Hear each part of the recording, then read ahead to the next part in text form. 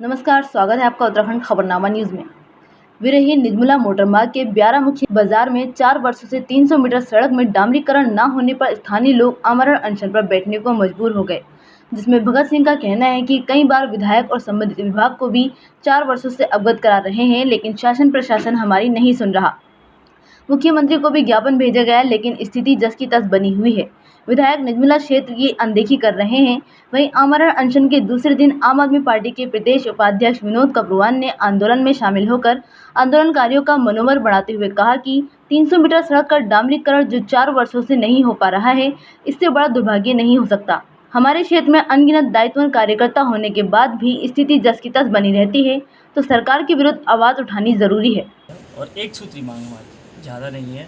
पहले तो पीडब्ल्यूडी विभाग के द्वारा ये काम हो जाना था। आज तक हम 5 वर्षों से इस काम के प्रति विज्ञापन बार बार विभाग को दे रहे हैं, लेकिन विभाग ने कोई कार्रवाई नहीं की। पीडब्ल्यूडी विभाग के एक्शन यहाँ पे 5 बार आ चुके हैं, खुद इसका निरीक्षण कर चुके हैं।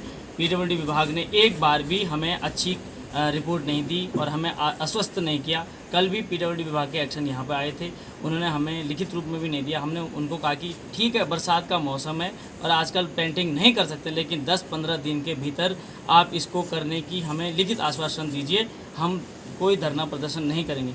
लेकिन उससे पहले 12 अगस्त को माननीय विधायक जी इसी बिल्डिंग में पन्ना प्रमुखों की बैठक हुई। उस समय भी विधायक जी से वार्ता हुई थी, लेकिन विधायक जी ने कोई पॉजिटिव रिस्पांस नहीं दिया। और जिस प्रकार से विधायक जी का रवैया था इस क्षेत्र के प्रति, वो हम कहीं ना कहीं हम बीजेपी के कार्यकर्ता निराश हैं, हताश हैं। और जो जहां हम बैठे हैं अभी, उस क्षेत्र भी पूरा बीजेपी बहुली क्षेत्र है। यहाँ तक कि 95% पिछली बार 2017 में यहाँ से भारतीय जनता पार्टी को वोट मिला था, लेकिन विधायक जी ने पूरे कार्यकर्ताओं को ध्वस्त किया, उनके सोच को ध्वस्त किया।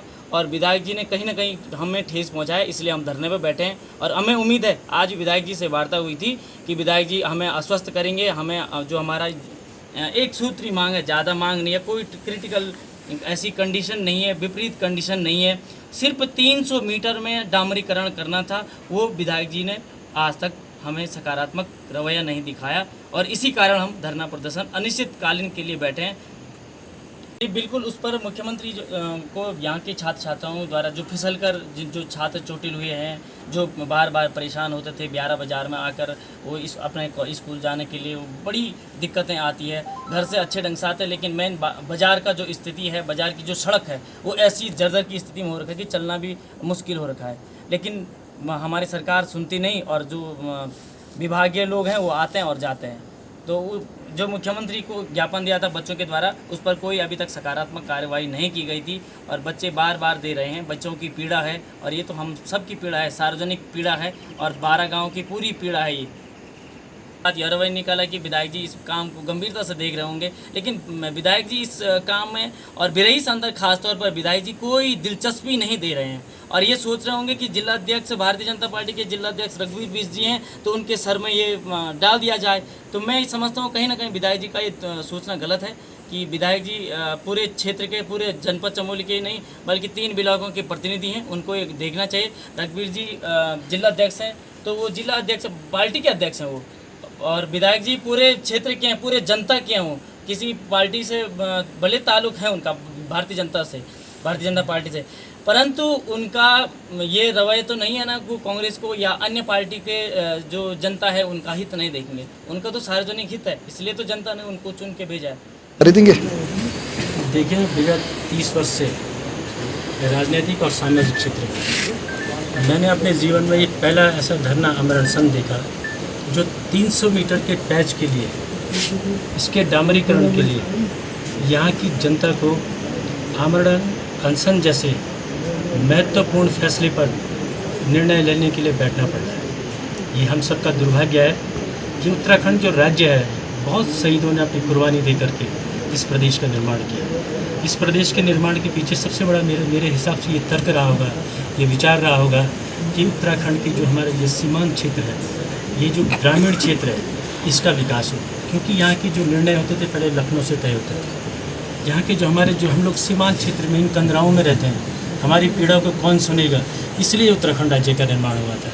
लेकिन हमारा सबका दुर्भाग्य है कि हम 20 से 21 वर्ष कभी भारतीय जनता पार्टी की यहाँ सरकार रही, कभी कांग्रेस की सरकार रही, दोनों पार्टी ने यहाँ की जनता को बहुत बुरी तरह से छला है। लोगों के विश्वास के साथ हमेशा धोखा किया है। अभी हमारे आंदोलनकारी कह रहे थे कि हम भी भारतीय जनता पार्टी के कार्यकर्ता हैं। अधिकांश लोग उत्तराखंड में, क्योंकि 57 विधायक भारतीय जनता पार्टी के हैं, तो ज़्यादा लोग भारतीय जनता पार्टी के वैचारिक रूप से उनके होंगे।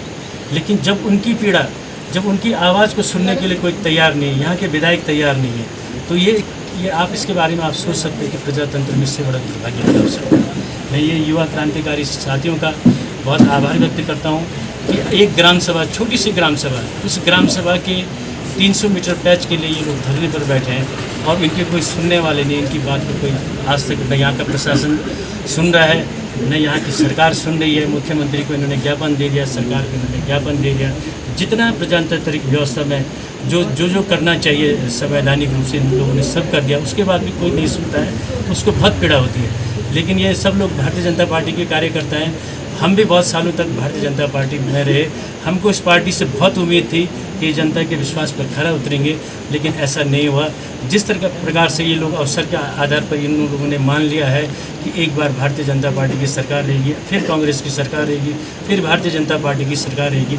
अगर हमारी जनता इस मानसिकता से ऊपर नहीं आएगी तो निश्चित रूप से हम लोग इसी तरह से शोषित, कुंठित और दुख से भरे रहेंगे। दुख से हमें हमारे साथ परेशानी हमसे अब जिस तरह से ये बैठे हुए हैं, यहाँ के क्षेत्र के लोग हैं, अगर निश्चित रूप अगर उन लोगों को इस क्षेत्र की पीड़ा हो गई, इस क्षेत्र की समझ सकता हूँ, तो निश्चित रूप से इस क्षेत्र की ओर ध्यान देंगे और जो इनकी मांगे हैं वो जल्द से जल्द पूरा करने की कोशिश करेंगे। चमोली से उत्तराखंड खबरनामा न्यूज़ की रिपोर्ट।